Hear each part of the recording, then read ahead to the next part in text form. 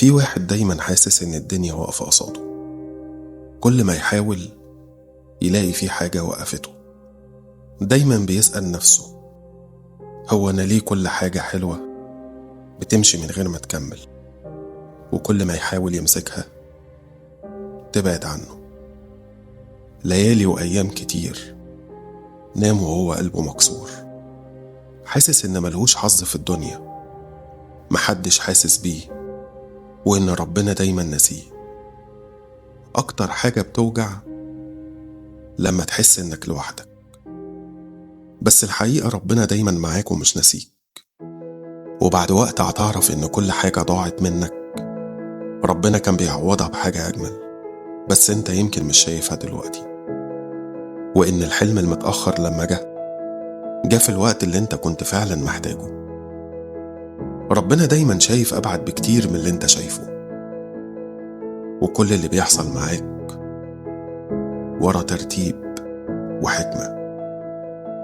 يمكن دلوقتي انت تايه ومش عارف انت عايز ايه، بس ربنا عارف وعالم باللي انت محتاجه اكتر من نفسك.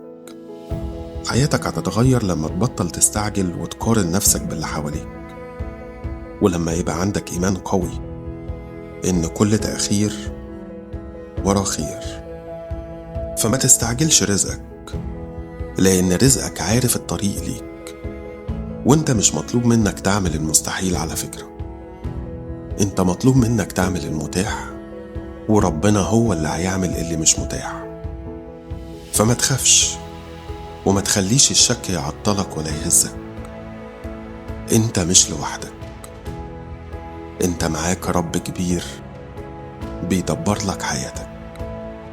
وفي يوم هتبص وراك على كل الحاجات اللي عديت بيها وكنت فاكر انها النهاية، وهتبتسم وهتقول سبحانك يا رب، كان كله خير. فاطمن وسيبها على ربنا، لأن كل وجع مهما طال بعده راحة، وكل خسارة بعدها عوض أجمل، وكل انتظار بعده جبر وفرحة. فاطمن.